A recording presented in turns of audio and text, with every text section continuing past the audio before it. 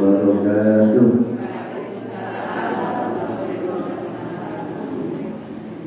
Kok lemes tuh? Apa efek dari pilpres? Biasa saja.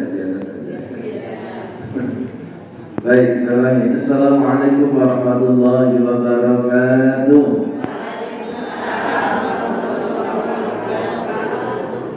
Innal hamdalillah nahmaduhu wa nasta'inuhu wa nastaghfiruh wa na'udzu billahi min shururi anfusina wa min sayyiati a'malina. Man yahdihillahu fala mudilla lahu wa man yudlil fala hadiya lahu. Asyhadu an la ilaha illallah wahdahu la syarika lahu wa asyhadu anna Muhammadan 'abduhu wa rasuluh. Allahumma salli wa sallim wa barik ala nabiyyina Muhammad wa ala alihi wa sahbihi ajma'in, amma ba'd.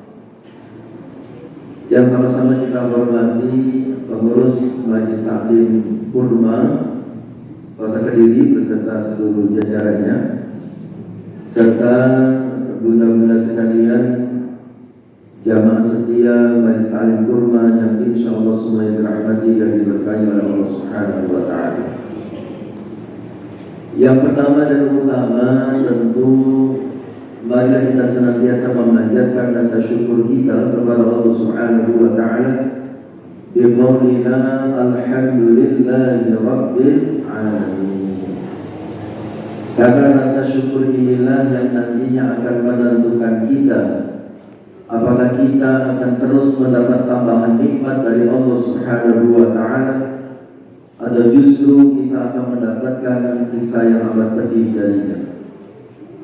Mudah-mudahan kehadiran kita ke majelis ini sebagai bagian dari ekspresi rasa syukur kita kepada Allah, sehingga Allah berkenan memberikan tambahan nikmatnya untuk kita dan kita dihindarkan dari siksa yang amat pedih. Amin ya rabbal alamin. Selanjutnya salawat serta salam tidak akan pernah lupa kita sanjungkan kepada uswah dan qudwah kita, panutan dan anutan kita, baginda Rasul Muhammad sallallahu alaihi wasallam beserta keluarganya, para sahabatnya, para penerus dakwahnya dan kita semua sebagai umatnya. Mudah-mudahan kita semua termasuk umat beliau yang biidznillah akan mendapatkan syafaat dari beliau di yaumil qiyamah nanti. Amin ya rabbal alamin. Ibu yang dirahmati Allah, tema kita pagi hari ini seperti pelajar yang mungkin sudah jenengan baca tentang persiapan menyambut Ramadan. Rasulullah sallallahu alaihi wasallam ketika Ramadan akan datang, beliau mengatakan kepada para sahabat, "Atakum Ramadan sayyidus syuhuri, famarhaban bihi wa ahla." Ramadan akan datang kepada kalian, maka sambutlah dengan penuh sukacita. Dan mudah-mudahan kita semua termasuk menjadi ahli keluarga Ramadan. Hadis riwayat Imam Bukhari. Jadi Rasulullah memerintahkan kita ketika akan kedatangan bulan suci Ramadan, kita menyambutnya harus dengan penuh sukacita, dengan penuh antusias. Kita termasuk yang antusias atau tidak, itu akan ketahuan dari intonasinya saat menyambut Ramadan. Kalimatnya sama, tapi ketika intonasinya berbeda, itu maknanya jadi berbeda. Kalau yang semangat menyambut Ramadan, intonasinya marhaban ya Ramadan, dari awal semangat. Tapi kalau yang tidak semangat menyambut datangnya Ramadan, semangatnya hanya di awal, marhaban ya Ramadan. Nah, ke sana nggak senang ya Ramadan. Mudah-mudahan kita termasuk yang antusias ya, menyambut datangnya bulan Ramadan.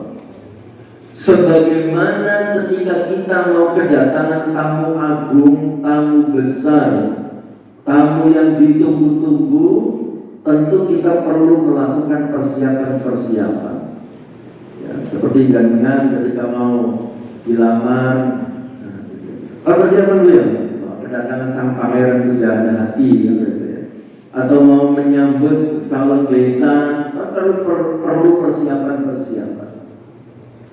Nah, lalu apa persiapan yang harus kita lakukan menyambut datangnya bulan suci Ramadan? Ada 4 persiapannya. Ya, ada 4 persiapan. Pertama, i'dad ruhiyah. Persiapan ruhiyah. Ruhiyah itu artinya adalah hubungan baik kita dengan Allah Subhanahu wa Ta'ala. Orang yang ruhiyahnya bagus berarti hubungannya dengan Allah bagus. Orang yang ruhiyahnya buruk berarti yang dimaksud hubungannya dengan Allah buruk.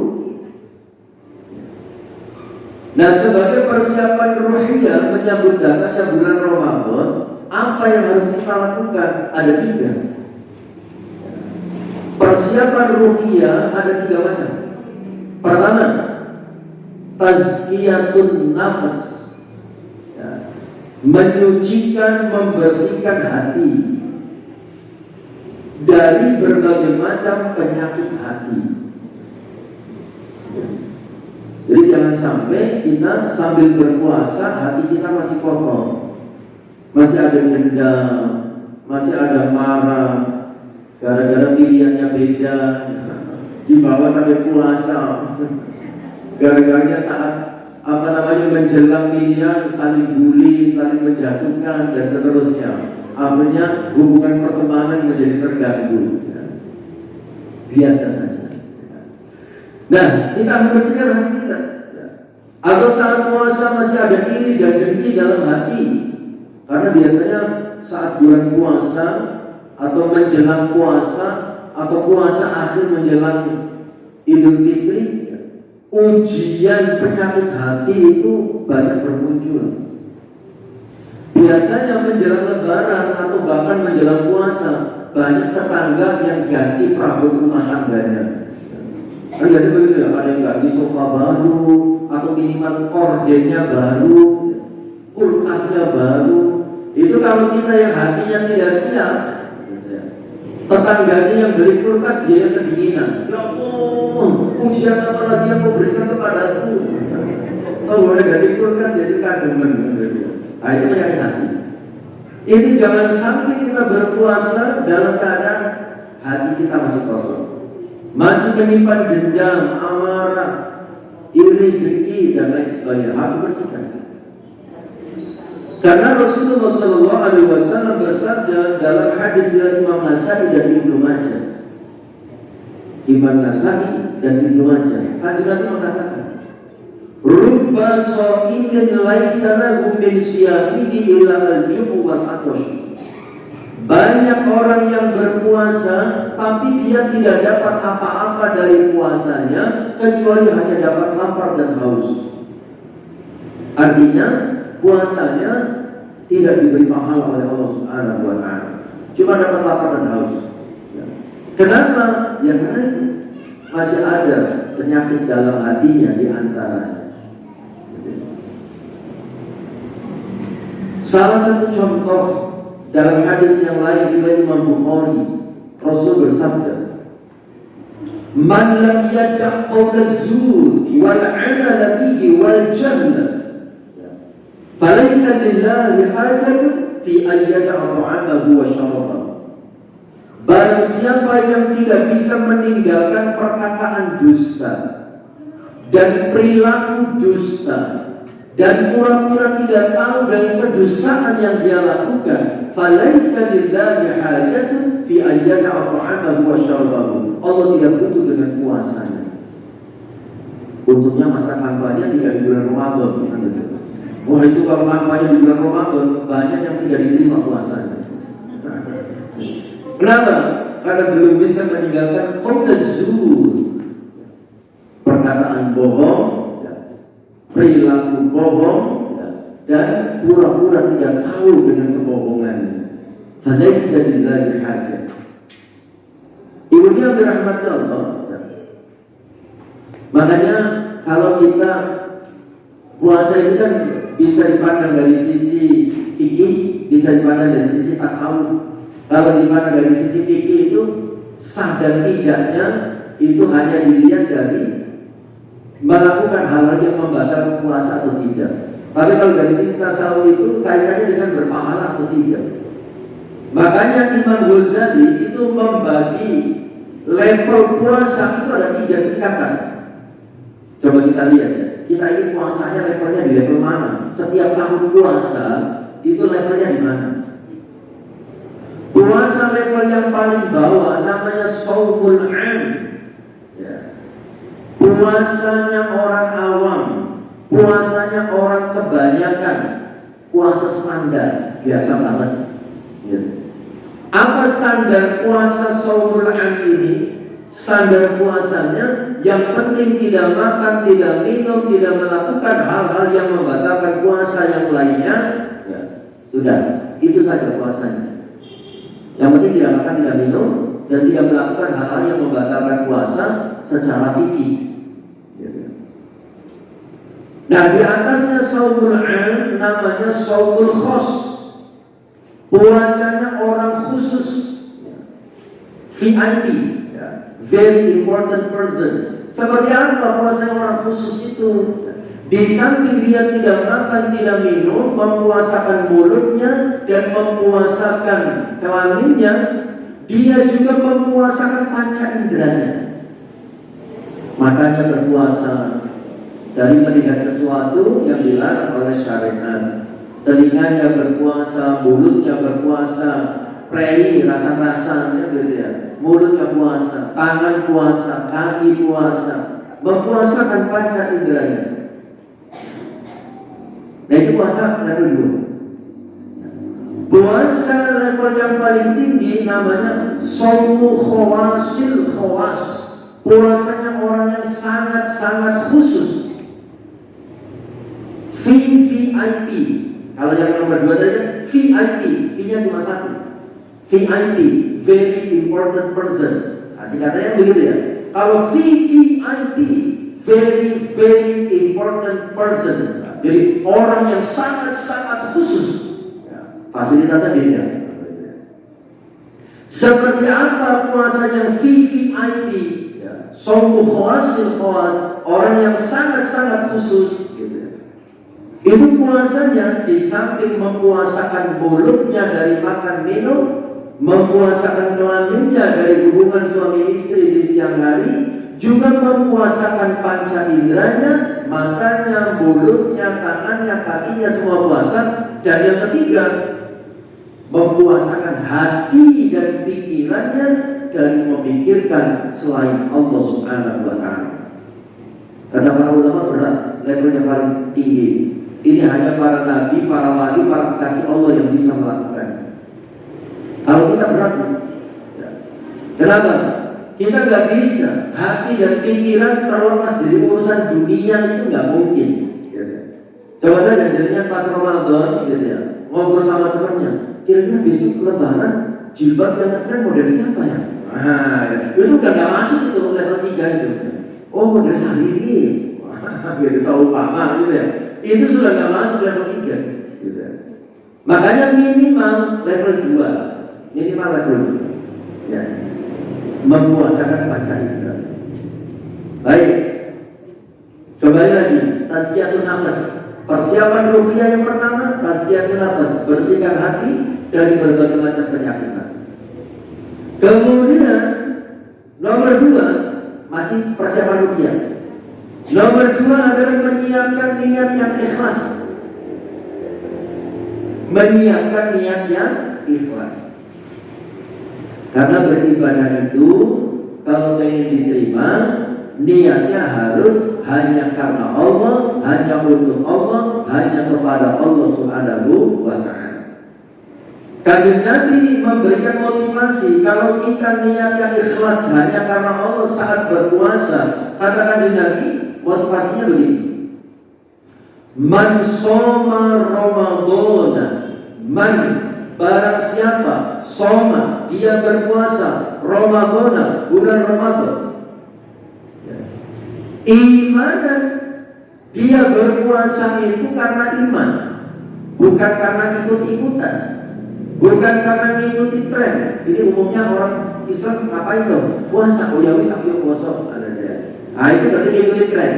Tapi dia berpuasa imanan karena iman. Ini memang perintah Allah, saya harus puasa. Kemudian wahtisaban, maknanya wahtisaban, mencari keridhaan Allah. Dia berpuasa dilandasi karena iman dan tujuannya mencari ridho Allah.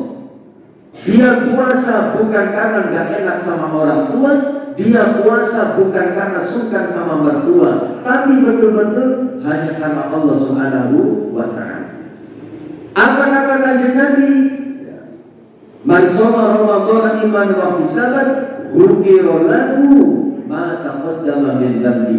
Allah akan mengampuni dosa-dosanya yang telah lalu.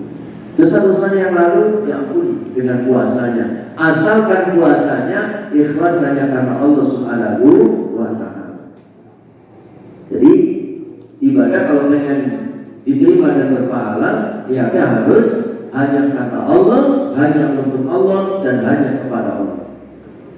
Dan kita sering membahas ya bahwa ikhlas itu tidak hanya menyebabkan ibadah kita diterima dan berpahala, tapi ikhlas itu juga membahagiakan hati.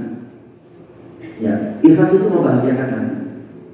Jadi kita bisa mengukur pada saat kita melakukan sebuah kebaikan karena Allah atau tidak tergantung setelah selesai melakukan kebaikan itu hati kita bahagia atau tidak. Ya. Kalau tidak bahagia perlu ditata lagi niatnya, jangan-jangan bukan karena Allah. Ya.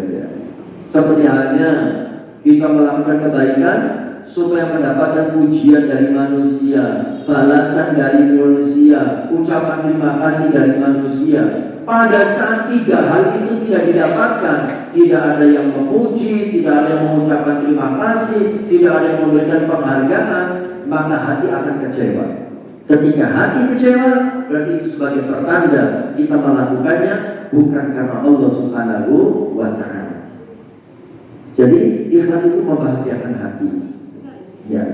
Kemudian ikhlas itu juga akan membuat kebaikan yang kita lakukan itu istiqomah, terus kita lakukan.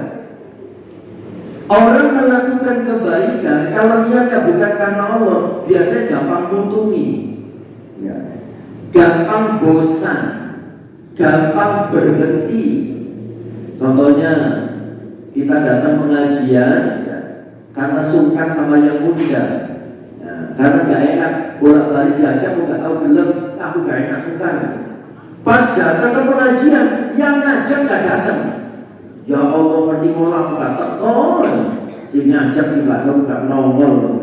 Nah berarti dia datang bukan karena Allah Subhanahu wa Ta'ala. Tapi di sini karena Allah semua ya. Alhamdulillah. Yeah. Kemudian yang ketiga dari apa? Persiapan ruqyah. Jadi persiapan ruqyah pertama apa tadi? Tazkiyatun nafas. Yang kedua menyiapkan niat yang ikhlas. Yang ketiga sebagai persiapan ruqyah adalah memperbanyak berdoa. Banyak-banyak berdoa. Apa hubungannya berdoa dengan menyambut datangnya Ramadan? Kita harus pahami kembali, ibu yang dirahmati Allah. Yang menentukan kita, yang menentukan seseorang nyampe Ramadan atau tidak, ketemu Ramadan atau tidak, siapa yang menentukan? Allah. Nah karenanya Kanjeng Nabi memberikan kita contoh. Mulai dari bulan Rajab, Kanjeng Nabi sudah ngajari kita berdoa. Allahumma barik lana fi Rajab wa Sya'ban wa ballighna Ramadan. Makna doa itu adalah, ya Allah, berkahilah kami di bulan Rajab dan bulan Sya'ban dan sampaikan kami menuju bulan Ramadan.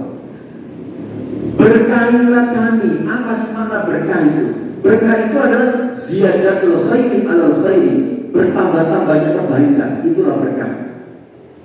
Jadi ketika kita memohon kepada Allah agar di bulan Rajab, di bulan Sya'ban kita diberkahi oleh Allah, artinya kita memohon kepada Allah selama bulan Rajab dan bulan Sya'ban ya, bertambah kebaikannya, ekonominya tambah baik, kesehatannya tambah baik, bisnisnya tambah baik, rumah tangganya tambah baik, semuanya minta kepada Allah agar ditambah kebaikannya. Itu namanya minta berkah. Baik mana? Berkailah kami, artinya tambah terus kebaikannya. Jadi itu doa yang sangat penting. Waballina Ramadan, sampaikan kami menuju bulan Ramadan. Di samping badannya tambah sehat, ekonominya tambah baik, semuanya tambah baik, juga dipanjangkan umurnya bertemu dengan bulan Ramadan. Bahkan Imam Ibnu Rajab Al-Hambali di dalam kitab Lataiful Ma'arif, beliau mengatakan salafun salih, ulama kita zaman dahulu membagi 1 tahun 12 bulan itu dibagi menjadi 2. 6 bulan pertama sebelum Ramadan digunakan berdoa kepada Allah agar disehatkan badannya, dipanjangkan umurnya, dan bisa bertemu dengan bulan Ramadan. Itu 6 bulan sebelumnya. 6 bulan yang kedua digunakan berdoa kepada Allah agar ibadahnya di bulan Ramadan diterima oleh Allah Subhanahu wa Ta'ala. Jadi yang ada dalam hati dan pikiran salafun salih itu adalah Ramadan dan Ramadan. Pengennya sepanjang tahun adalah Ramadan. Makanya kanjeng Nabi juga pernah mengatakan, "Lau ya'lamul 'ibadu ma fi Ramadan, la tamannas ummati an yakuna Ramadan as-sanata kullaha." Kalau saja orang tahu keutamaan apa yang ada di dalam bulan suci Ramadan, maka pasti dia berharap Ramadan terjadi sepanjang tahun. Jadi kalau tahu keutamaan Ramadan. Ada satu doa yang dicontohkan oleh sahabat Ali, doa yang sangat bagus untuk menyambut datangnya Ramadan. Allahumma adkhilhu alaina bis salamati minal asqam. Allahumma wahai Allah, adkhilhu, masukkanlah bulan Ramadan alaina, dalam kehidupan kami. Allahumma adkhilhu alaina bisalamati, dalam keadaan kami selamat minal asqam, dari berbagai penyakit. Ya Allah, datangkannya Ramadan dalam kehidupan kami, dalam keadaan kami selamat dari berbagai penyakit. Maksudnya sehat. Saat Ramadan datang sehat.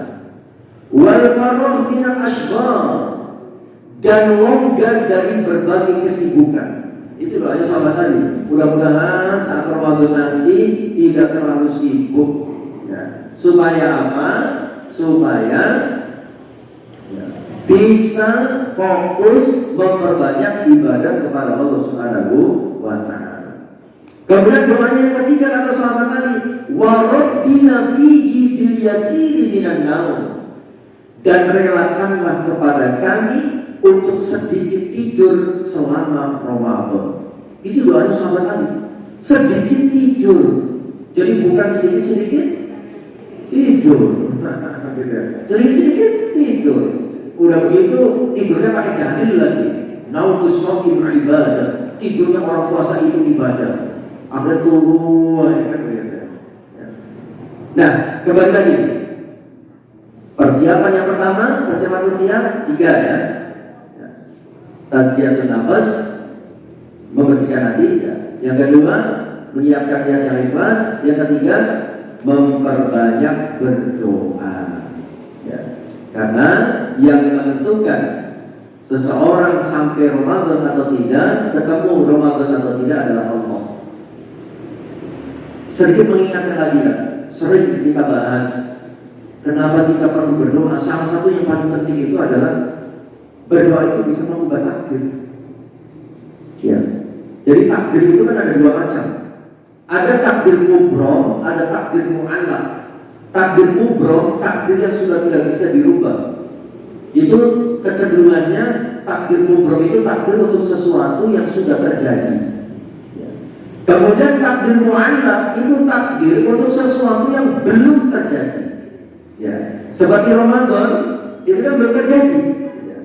Memang tulisan takdir tentang apapun untuk siapapun sudah ada.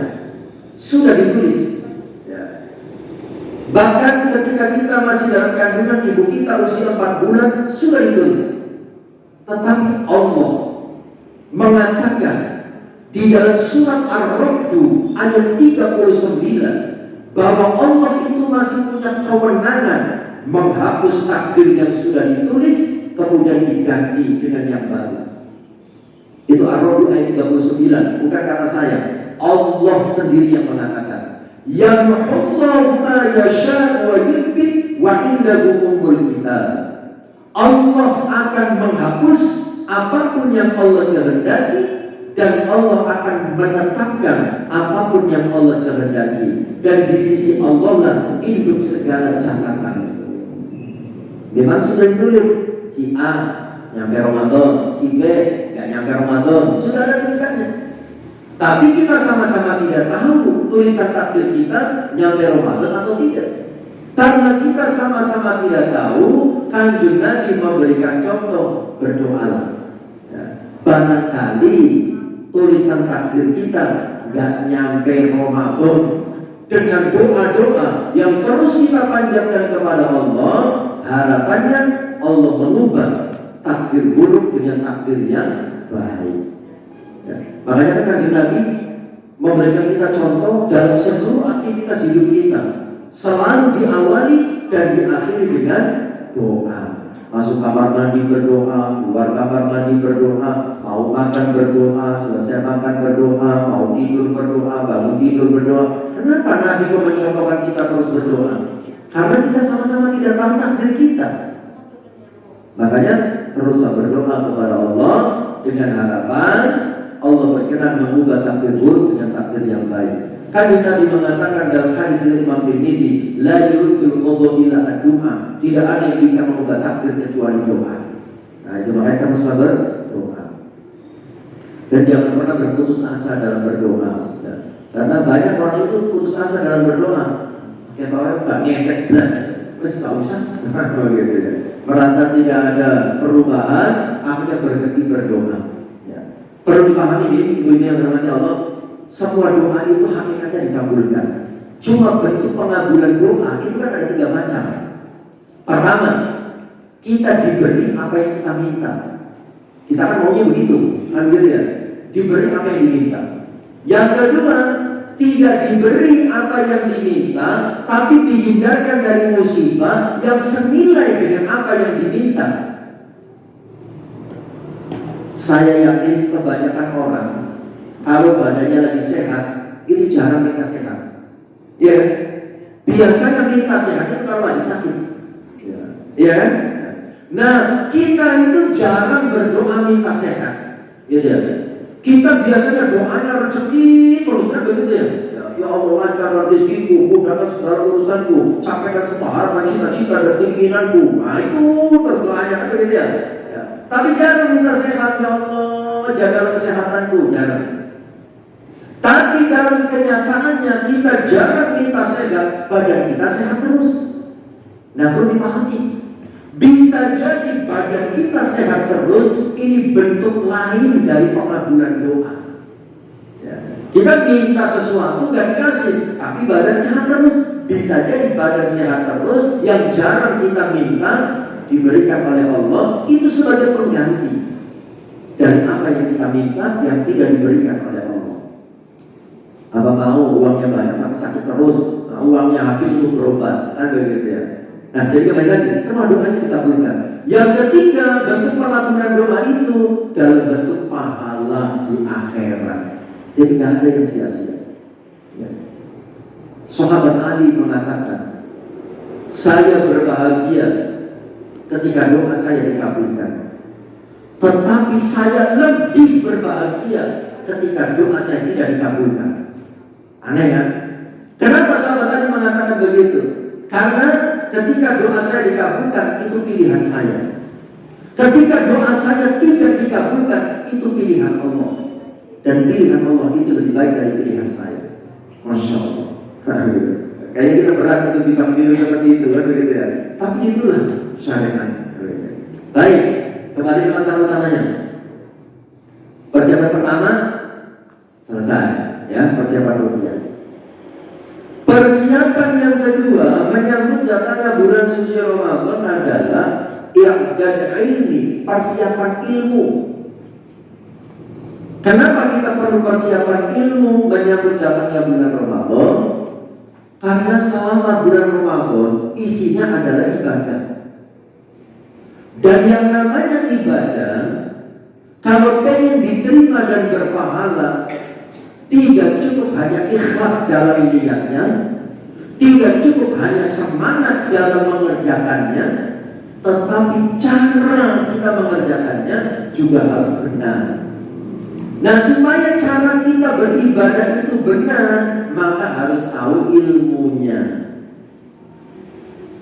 Di zaman Rasulullah pernah ada orang berpuasa, ya. Sambil puasa dia berjemur di tengah terik matahari. Berjemur lagi puasa. Padahal ya, kalau kita ingat ya, yang pernah main ke sana ya, di Mekah, di Madinah, yang haji dan umroh gitu ya. Ketika kita di sana itu panasnya luar biasa. Ya. Ketika musim panas apalagi, tidak musim panas juga panasnya luar biasa. Ya. Apalagi musim panas. Ya. Subuh kita keluar dari hotel mau ke masjid, itu hawa panasnya seperti jam 12 siang di sini, gitu. Saking panasnya. Lah itu ada orang puasa sambil berjemur di tengah terik matahari. Diingatkan oleh orang, Pak, ngapain puasa-puasa berjemur? Dia tidak peduli. Aku dilaporkan kepada Rasulullah. Kemudian sama Rasul ditegur, lanjutkan puasamu, tapi berteduhlah. Berarti artinya cara dia berpuasa tidak sesuai dengan tuntunan syariat. Nah, makanya kita perlu itu, ya, supaya ibadah kita benar dan diterima harus didasari dengan ilmu. Ya. Jadi nanti kita harus baca-baca lagi, ya, apa namanya, fikih tentang puasa. Ya. Nanti kalau ada waktunya di bagian akhir kita sedikit bahas tentang fikih puasa. Ya. Sedapatnya nanti. Soalnya ya cukup kalau dicampur dengan materi lain. Ya. Baik. Kemudian ilmu yang harus disiapkan itu ilmu apa? Ada dua ilmu yang harus disiapkan. Ya. Yang pertama ilmu tentang puasa. Yang kedua ilmu tentang keutamaan ibadah. Ilmu tentang keutamaan ibadah. Karena bulan Ramadan itu adalah bulan obral pahala. Pahala diobral oleh Allah. Amalan sunnah pahalanya seperti amalan wajib. Amalan wajib pahalanya dilipat gandakan sampai 70 kali lipat. Jadi musim obral pahala, gitu ya. Tidak hanya musim diskon, ya, tapi juga musim obral pahala. Ya. Nah, supaya kita bersemangat dan termotivasi dalam melakukan amal di dalam bulan Ramadan, kita perlu baca-baca lagi. Apa keutamaannya qiyamul lail? Apa keutamaannya sholat sunnah? Apa keutamaannya membaca Al-Quran? Apa keutamaannya infak sedekah? Ini kan ibadah-ibadah yang dilakukan, sangat dianjurkan dilakukan di bulan Ramadan. Baca Al-Quran supaya semangat. Baca lagi, apa sih keutamaannya? Salah satu contoh saja, keutamaan membaca Al-Quran yang sering kita dengar. Rasulullah bersabda, "Man qara'a harfan min kitabillah falahu hasanatun wal hasanatu bi asyri amthaliha la aqulu alif lam mim harfun bal alifun harfun wa lamun harfun wa mimun harfun." Kalau sebelum pemilu begini misalnya kampanye, sekarang sudah selesai. Kata Rasulullah, barang siapa membaca satu huruf saja dari Al-Quran, maka dia akan mendapat satu kebaikan. Dan satu kebaikan tadi dilipat gandakan 10 kali lipat. Jadi ketika kita membaca alif lam mim, 3 huruf, alif lam mim, 3 kebaikan, dilipat gandakan pahalanya 10 kali lipat. Berarti 30 pahala. apalagi kalau ayatnya panjang, apalagi kalau sampai khatam. Berapa pahala yang akan kita dapatkan kalau khatam? Imam Syafi'i pernah menghitung jumlah huruf dalam Al-Quran mulai dari Bismillahirrahmanirrahim sebelum Al-Fatihah sampai minal jinnati wan nas, akhir dari surat An-Nas 30 juz, 114 surat, 6.666 ayat. Itu jumlah hurufnya ada 1.027.000 huruf. Kata Imam Syafi'i, 1.027.000 huruf. Berarti kalau kita hantam membaca Al-Quran, pahalanya 1.027.000 dikalikan 10. Masya Allah, banyak sekali pahalanya. Dan dari sekarang kita harus punya target, Bu. Mau khatam berapa kali? Ya. Jadinya targetnya khatam berapa kali? Tiga kali. Bagaimana caranya agar khatam 3 kali itu? Caranya itu begini. Contoh khatam 1 kali dulu. Kalau khatam 1 kali, itu berarti 1 hari membaca 1 juz. 1 juz itu kalau Al-Quran standar, Al-Quran Usmani, Al-Quran ayat pojok. Ayat pojok itu artinya setiap pojok itu ayat berhenti, nggak nyambung ke halaman berikutnya. Karena ada Al-Quran itu pojoknya nggak berhenti, nyambung ke halaman berikutnya. Ayat pojok itu cuma 10 lembar, 1 juz. 10 lembar biar tidak berat, jangan 1 kali duduk, tapi dibagi. Sebelum sholat subuh 1 lembar, selesai sholat subuh 1 lembar, sebelum sholat duhur 1 lembar, selesai sholat duhur 1 lembar, 5 kali sholat 10 lembar. Ya, 1 juz itu. Ya. Jadi biar gak berat itu jangan 1 kali duduk. Ya. Nanti gampang bosan, akhirnya gak lanjut. Ya. 1 lembar saja. Untuk waktu sholat yang kelihatannya mepet, gitu ya. Asar sama maghrib dirampel di waktu yang longgar. Nah, begitu dirampel di waktu yang longgar. Itu 1 juz. Kalau pengen khatam 2 kali, berarti ditambah 2 lembar. Sebelum sholat 2 lembar, selesai sholat 2 lembar. Itu nanti 2 kali khatam. Ya, kalau pengen 3 kali khatam, berarti 3 lembar. Sebelum sholat 3 lembar, selesai sholat 3 lembar. Itu 3 kali khatam. Ya, 1 juz. Nah biasanya kan kalau bulan Ramadan kan banyak juz, Bu, ya. Ada juz Al-Qur'an, ada juz Mangga. Ya. Cukup 1 juz saja, insya Allah khatam 1 kali.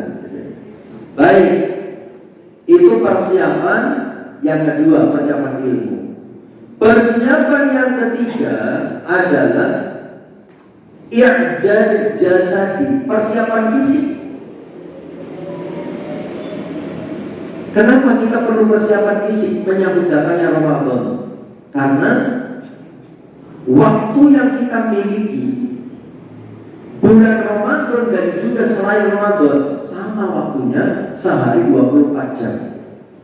Tapi aktivitas kita di bulan Ramadan bertambah, sementara jam istirahat kita berkurang. Hari-hari biasa selesai sholat isya kita bisa leye-leye, santai, tidur-tiduran, kata tidur beneran, kan begitu ya. Selesai sholat isya. Tapi di bulan Ramadan selesai sholat isya ada sholat tarawih, selesai tarawih ada sholat witir, selesai witir ada harus Al-Quran. Baru istirahat sebentar sudah harus bangun lagi menyiapkan makan sahur. Apalagi ibu-ibu punya kewajiban bangun lebih awal menyiapkan makan sahur. Ya. Jangan mengandalkan Gojek, karena khawatir semuanya Gojek, ya, GoFood gitu ya, antri, ya, datangnya setelah subuh akhirnya. Itu banyak kejadian yang bikin stres gitu ya. Ngomongnya, ibu gak datang gitu ya, waktu udah mau habis gitu ya. Masa sendiri aja lah gitu ya. Nah, karena waktu yang dimiliki sama, aktivitas bertambah, jam istirahat berkurang, maka dibutuhkan kesiapan fisik. Lalu sebagai persiapan fisik apa yang harus kita lakukan? Pertama, ini yang dicontohkan oleh Nabi, mulai latihan memperbanyak ibadah.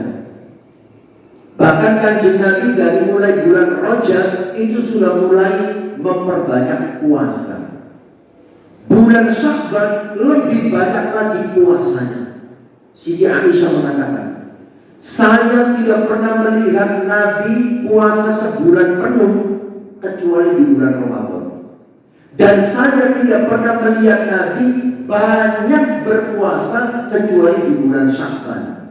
Nah, di bulan Sya'ban ini banyak berpuasa. Nah, ini kita sudah mau pertengahan, ini ya. Bahkan hari Sabtu besok ini sudah nisfu Sya'ban. Nisfu Sya'ban itu artinya pertengahan bulan Sya'ban. Nah, kita mulai latihan banyak puasa, banyak puasa, kemudian banyak baca Al-Quran, banyak sholat sunnah, latihan, fisiknya dilatih, biar siap, supaya nanti saat Ramadan datang itu sudah on, sudah mesin sudah panas. Karena kalau yang tidak latihan sebelumnya, nanti biasanya di Ramadan minggu pertama, 10 hari pertama perlu adaptasi, dan biasanya adaptasinya turun, si anu masuk penyesuaian. Berarti dia belum pemanasan, dia belum latihan, itu berarti masih kaku badannya untuk puasa. Ada turun itu, ya, latihan dan ibadah. Yang kedua, persiapan fisik, olahraga. Ya, olahraganya gak usah yang aneh-aneh, jalan kaki saja. Pagi habis subuh biasanya lele tiduran, jalan kaki. Biar jalan kakinya berpahala, ketemu orang menyapa dan salaman. Nah, jadi jalan kaki ada tetangga disapa, assalamualaikum bu, gimana kabarnya, sehat? Alhamdulillah, monggo, lanjut lagi. Ketemu orang, assalamualaikum. Masya Allah, pahala tak di sini. Karena kata Nabi, ketika dua orang bertemu bersalaman, dosanya rontok dari sela-sela jari. Jangan sampai tujuannya nyari sehat, tapi malah nyari penyakit. Gara-garanya disapa orang diem aja. Bu, balik tidak pundi. Oh, lehernya saja yang jauh. Tidak pundi toh. Oh, tidak pundi toh. Ekonom. Ya jangan begitu lah. Salaman, menyapa. Oh, berpahala. Badan sehat, hati sehat. Nah, begitu. Yang ketiga, persiapan fisik adalah dengan memperhatikan pola makan. Pola makan, perhatikan pola makannya. Jangan sampai ada sebagian orang itu sebelum Ramadan dipuas-puasin kulineran. Ayo udah, mumpung Ramadan belum datang. Oh, cabut. Oh, di sana itu ada seblak. Oh, pedasnya luar biasa. Level X. Oh, kemana-mana. Kulineran sembarang dipangan. Ayo, mumpung belum Ramadan. Nanti kalau sudah Ramadan tunggu terus. Pas Ramadan datang, apa yang terjadi? Kolesterol naik, asam urat naik, gula darah naik, ambruk saat Ramadan, gara-gara pola makannya tidak diatur. Ya, itu harus diatur, ya, supaya fresh pada saat kita memasuki bulan Ramadan. Persiapan yang keempat, ya, nanti kalau ada sisa waktu kita balik ke persiapan nomor 2, persiapan ilmu. Persiapan nomor 4 yang dari mali, persiapan harta. Ya. Untuk apa persiapan harta itu? Di samping tentunya untuk kebutuhan selama Ramadan dan Idul Fitri, persiapan harta itu juga yang dimaksud tujuannya supaya saat Ramadan datang kita berkesempatan memperbanyak infak sedekah. Kita berkesempatan beramal dengan harta. Karena sedekah di bulan Ramadan pahalanya dilipat gandakan oleh Allah Subhanahu wa taala. Salah satunya memberi berbuka orang yang berpuasa. Jadi kalau ada tawaran, ayo siapa yang mau ikut berbagi takjil, itu harus disambut dengan baik.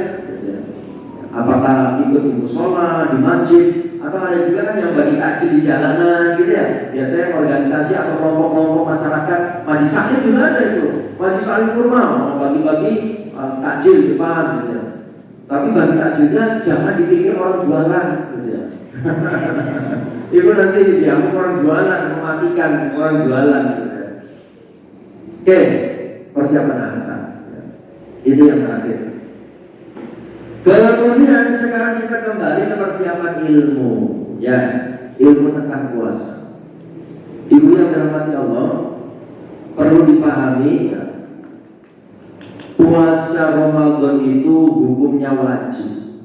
Ya, sebagaimana firman Allah dalam surah Al-Baqarah ayat berapa itu? 183. Nggih. Ya ayyuhalladzina amanu kutiba 'alaikumus syiyamu kama kutiba 'alal ladzina min qablikum la'allakum tattaqun. Wahai orang yang beriman, ya, telah diwajibkan atas kalian berpuasa sebagaimana telah diwajibkan atas orang sebelum kalian supaya kalian menjadi orang yang bertakwa. Tetapi puasa Ramadan ini diwajibkan ada syaratnya. Syarat wajib puasa Ramadan itu ada 6. Kita perlu tahu supaya apa? Supaya nanti saat bulan Ramadan melihat ada orang tidak puasa, kita tidak gampang emosi. Oh, wajar dia nggak puasa karena tidak memenuhi salah satu syarat yang ada 6 itu. Apa syarat wajib puasa? Pertama, beragama Islam. Jadi kalau jenengan melihat ada orang tidak puasa, jenengan husnudzon, oh mungkin bukan orang Islam. Nah, jadi gak emosi, oh wajar. Tapi kalau jenengan tahu, tapi dia teman saya tahu dia agama Islam, kok gak puasa? Gitu ya. Jangan marah dulu. Barangkali dia tidak memenuhi syarat nomor 2. Ya. Agamanya memang Islam, tapi syarat nomor 2 terpenuhi atau tidak? Apa syarat nomor 2? Sudah balik.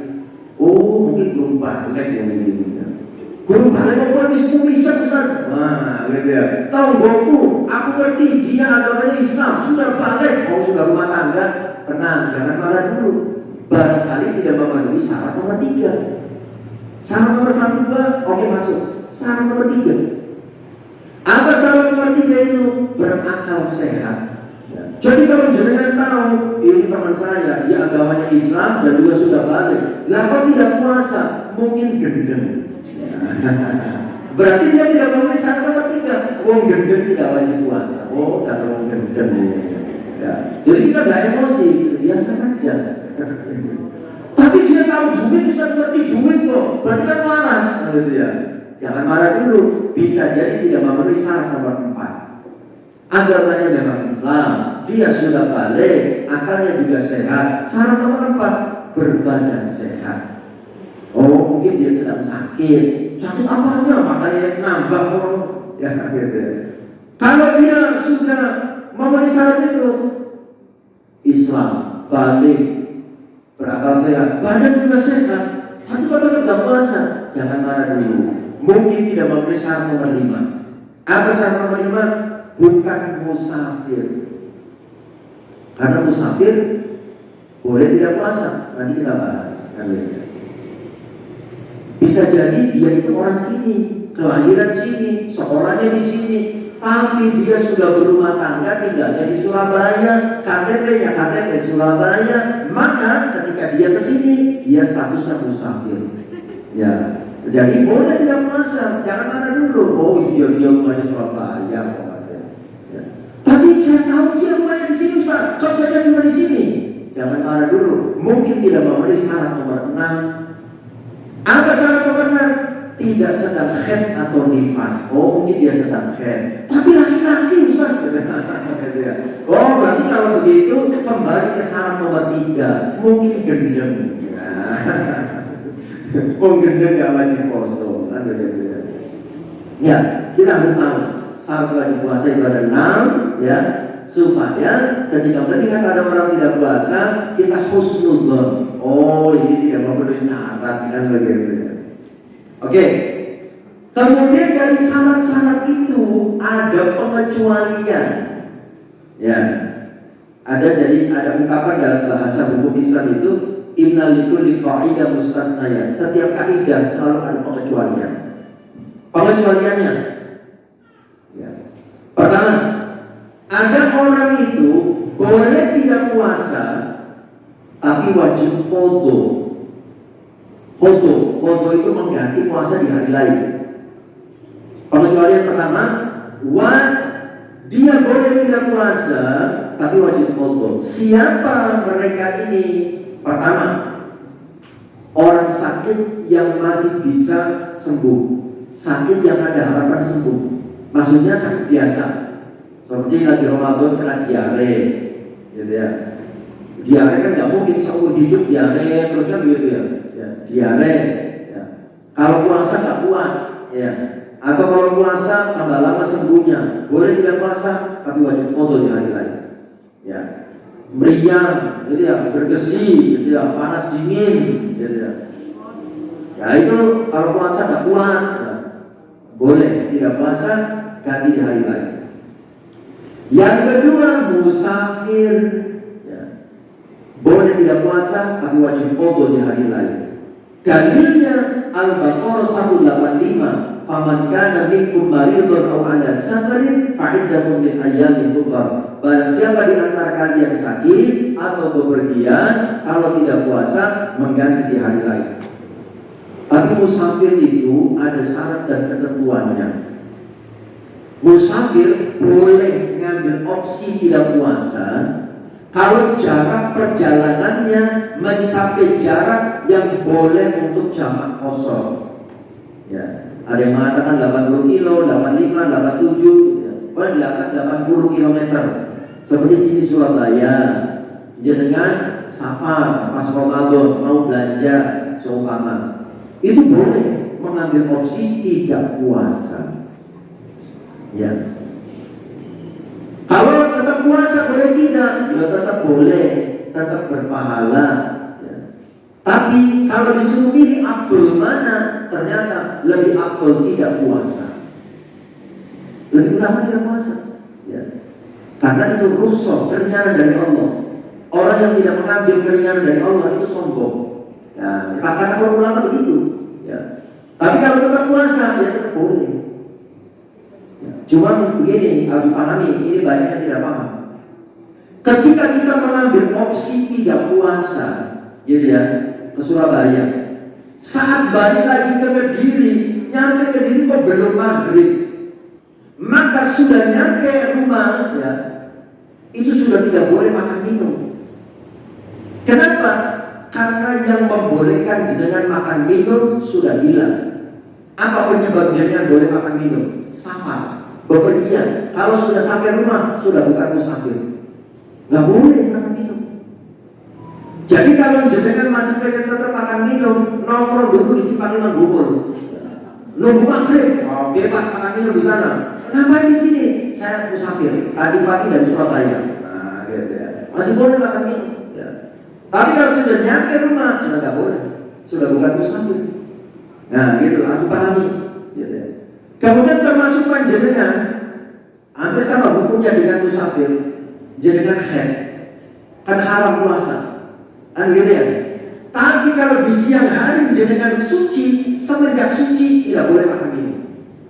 Ini ada dijelaskan dalam kitab ini. Syekh bin Baz menjelaskan tentang ini. Ya. Jenengan kebanyakan tetap makan minum ya kan? Tidak boleh. Sebagaimana sholat, kalau jenengan sudah suci, wajib sholat apa enggak? Wajib sholat. Puasa, kalau sudah suci, ya wajib puasa. Tapi puasa hari itu tetap tidak dihitung, tetap wajib dipotong. Makanya jenengan kalau pas puasa lagi haid, gitu ya, biar nggak rugi, pagi-pagi tidak sarapan, ya, tidak ngopi. Takutnya sudah haid, kan udah haram puasa, belum sempat sarapan, belum sempat ngopi, baru selesai ngantar anak sekolah, pulang dulu. Kok kita mampet ya, waduh, suci, dan begitu ya, nggak boleh makan minum. Nah biar nggak rugi, pagi-pagi tidak sarapan. Ya. Itu hukum, itu harus dipahami, gitu ya. Oke. Berikutnya, yang boleh tidak puasa dan wajib qadha, nomor 3, pekerja berat, ya, kuli, ya, atau pekerjaan apapun yang berat, gitu ya, seperti di perusahaan tambang, gitu ya, yang bagian lapangan. Ya. Nah, itu seandainya dia puasa tidak kuat, boleh tidak puasa. Kalau di luar Ramadan ada jeda dari pekerjaannya, ada istirahat atau berganti pekerjaan lain yang memungkinkan dia puasa, maka wajib qadha. Tapi kalau di luar Ramadan pekerjaannya tetap itu. Ramadannya pekerjaannya itu, di luar Ramadannya pekerjaannya itu. Kalau puasa tidak kuat, maka nanti hukumnya ikut kelompok nomor 2, cukup bayar fidyah. Ya, pekerja berat.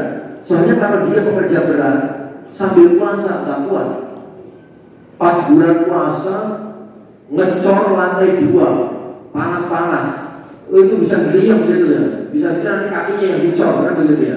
Kalau daripada geliyang mumet jangan karuan, nggak usah puasa. Soalnya kalau dia tetap puasa, dia tidak bekerja, tidak bayaran, anak istri terlantar, tidak makan. Gitu ya. Ada juga sih kulit bangunan yang cerdas. Jadi di luar Ramadan dia nabung, dipersiapkan untuk Ramadan supaya saat Ramadan tidak terima job.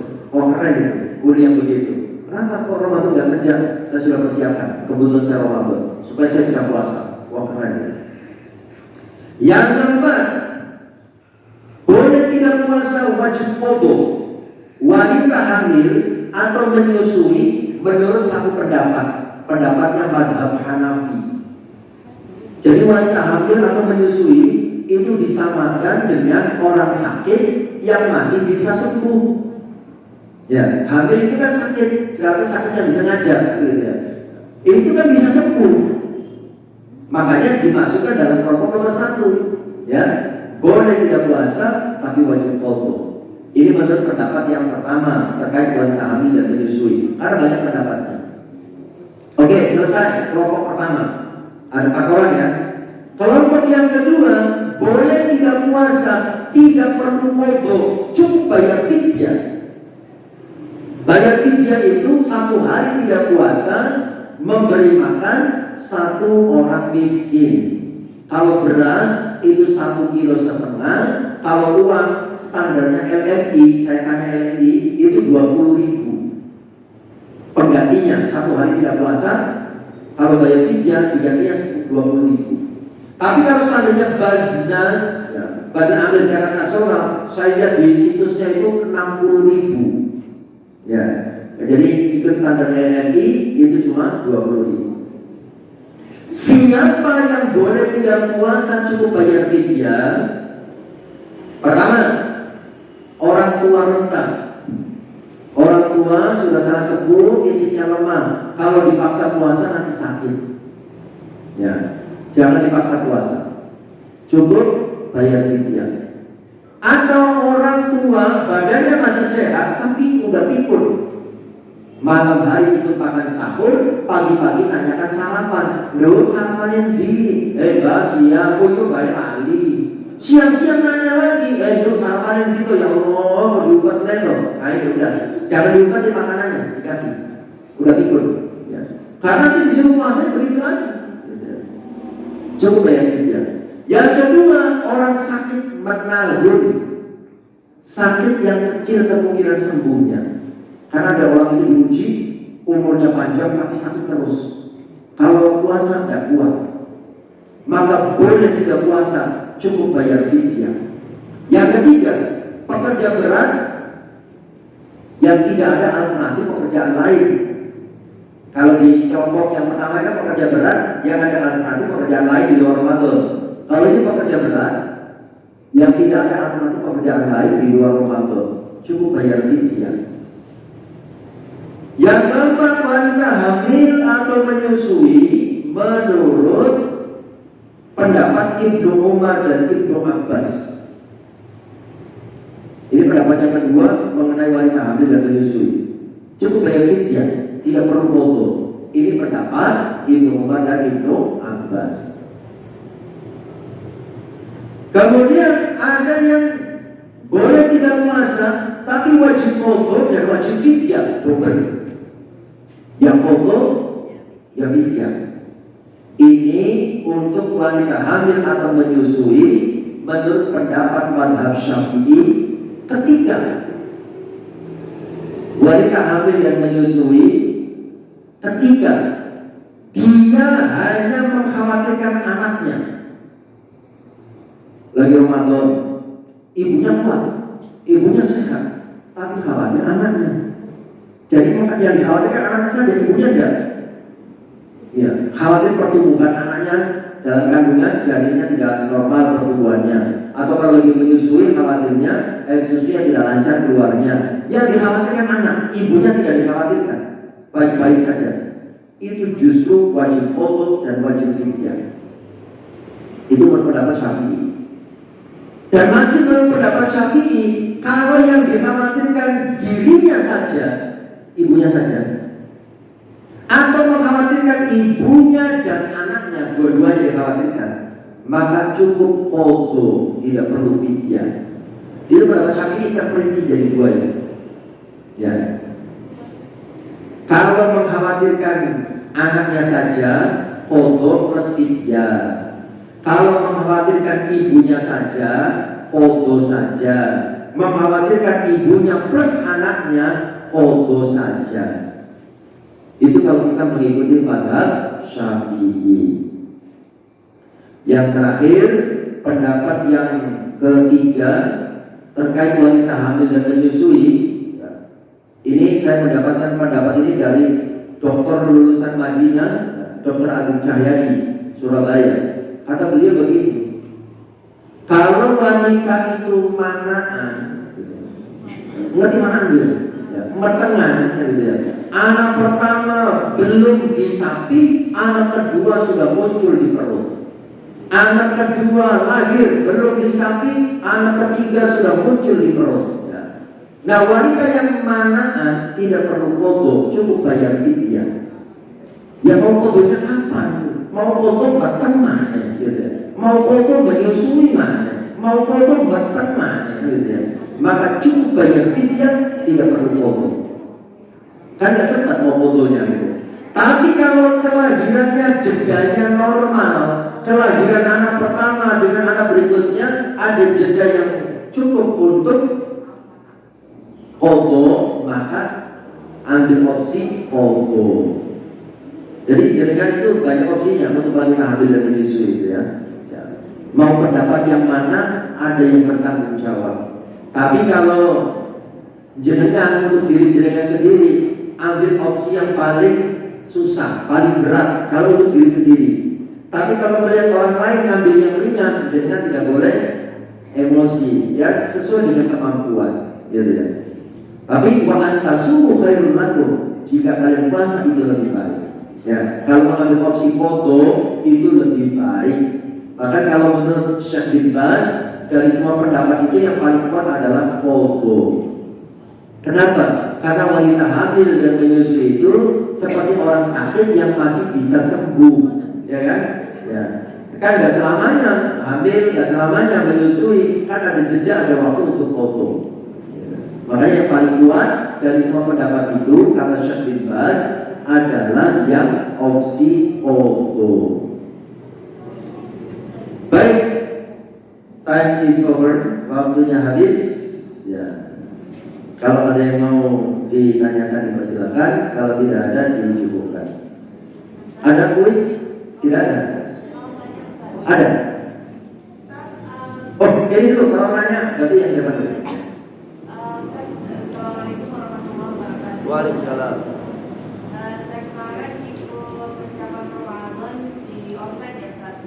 Itu kan kata hadis yang di mana di Malang itu kita untuk memperbaiki puasa-puasa kita yang telah lalu itu kita bisa mengkodok kapanpun, misalnya meniatkan puasa Rajab ini kita akan memperbanyak puasa di bulan Sya'ban ini kita memperbanyak puasa dengan niatan kita mengkodok puasa-puasa yang lalu yang tidak sempurna. Apakah itu ada dalilnya? Apakah itu ada dasarnya?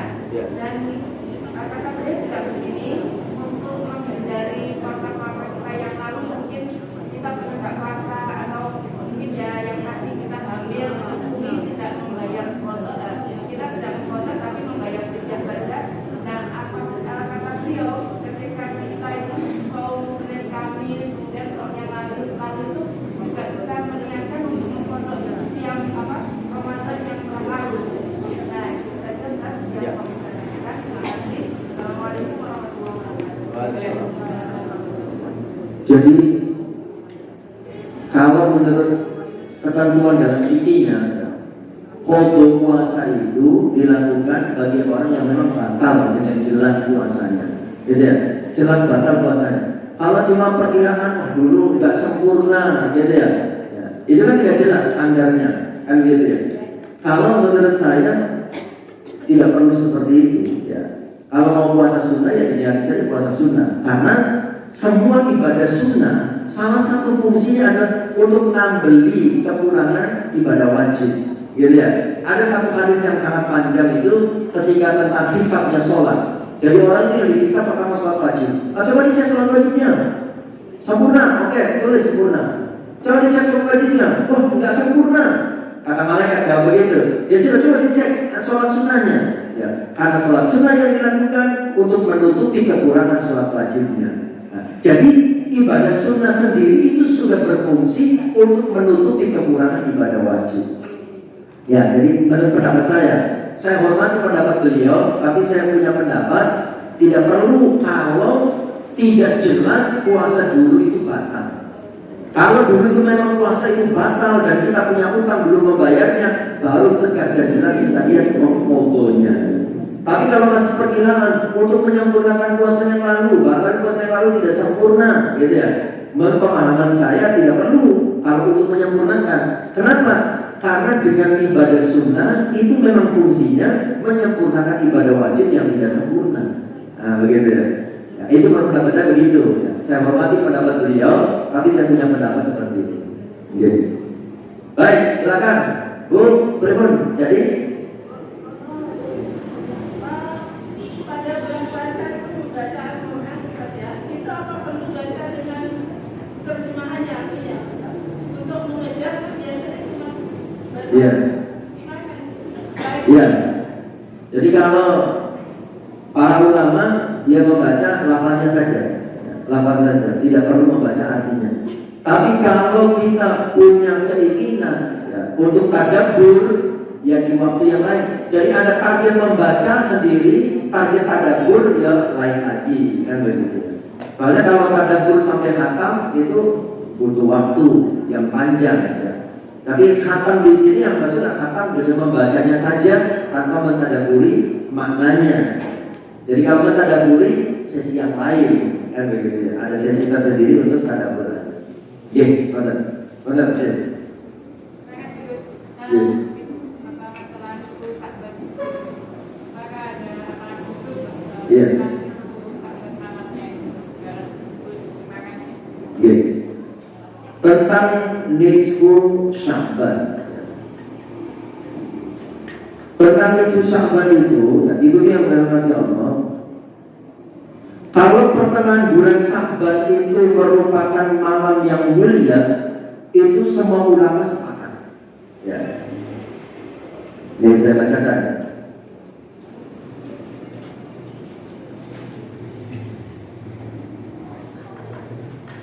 Yaqtari Allah dan seterusnya. Allah Ta'ala menampakkan rahmatnya kepada hamba-hambanya pada malam nisfu Sya'ban. Maka dia mengampuni seluruh hambanya kecuali orang yang musyrik atau yang bermusuhan. Hadis ini diriwayatkan dari banyak sahabat, seperti halnya Mu'adz bin Jabal, Abu Ta'labah Al-Khushani, Abdullah bin Amr, Auf bin Malik dan lain sebagainya. Bahkan Syekh Albani yang biasa mentasnif hadis-hadis, gitu ya, di dalam kitab Silsilah As-Sahihah dan seterusnya itu mengatakan hadis ini sahih. Artinya malam nisfu Sya'ban itu memang malam yang mulia. Nah kemudian di malam itu ya, memang dianjurkan untuk memperbanyak amal soleh. Ya, memperbanyak amal soleh. Ya, apakah itu sholat malam, apakah itu baca Quran, berzikir, ataupun berinfak dan bersedekah. Nah, semua ulama sepakat tentang itu. Yang menjadi khilaf yang ulama adalah ketika ada yang mengkhususkan dengan ibadah tertentu. Khilafiyahnya di situ. Seperti ada malam sholat nisfu Sya'ban. Nah, berarti mengkhususkan sholat. Ada sholat khusus yang dilakukan di malam nisfu Sya'ban. Ini khilafiyahnya di situ. Ada yang mengatakan boleh, ada yang mengatakan tidak boleh. Tapi menghidupkan malam nisfu Sya'ban dengan melakukan berbagai macam amal ibadah itu memang dianjurkan. Tapi mengkhususkan dengan ibadah tertentu itu yang diperdebatkan. Seperti sholat khusus nisfu Sya'ban, itu ada yang mengatakan boleh, ada yang mengatakan tidak boleh. Ada ulama yang bertanggung jawab terkait dengan itu. Kalau kita manut dengan ulama itu dipersilakan. Kalau kita manut ulama yang lain yang tidak menyetujui dipersilakan. Yang penting hidupkan malam itu untuk beribadah sesuai dengan keyakinan kita masing-masing. Jadi ada dalilnya, hadisnya sahih. Malam nisfu Sya'ban itu Allah menurunkan rahmatnya. Begitu. Tapi yang diperdebatkan ibadah khusus yang dilakukan. Karena ada sholat nisfu Sya'ban, ya. Nah ini diperdebatkan. Ya. Ini diperdebatkan. Khilafiyah. Ulama ada yang mengatakan boleh, ada yang mengatakan tidak boleh. Ya. Nah, kalau yang tahu di antara generasi salaf ada yang mengkhususkan malam itu dengan sholat dan berpuasa pada Sya'ban. Ya.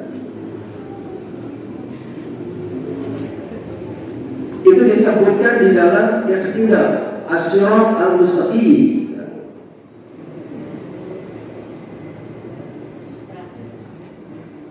Ya, jadi ada ulama salaf disebutkan yang membolehkan pengkhususan di malam nisfu Sya'ban. Nah ini pihak yang menolak sholat khusus malam nisfu Sya'ban, Syekh Abdiyah Sakhr rahimahullah, mufti Mesir. Ya. Kemudian sebagian ulama Syam, Syekh Abdiyah melanjutkan dan seterusnya. Jadi ada ulama yang menyetujui dan ada yang tidak menyetujui. Kelompok kedua pihak yang mendukung, ada disebutkan tentang nisfu Sya'ban di masa tabi'in, ya. Dan seterusnya. Ya. Panjang makalahnya kalau dibacakan. Intinya sebenarnya begitu. Nisfu Sya'ban malam yang mulia semua ulama sepakat.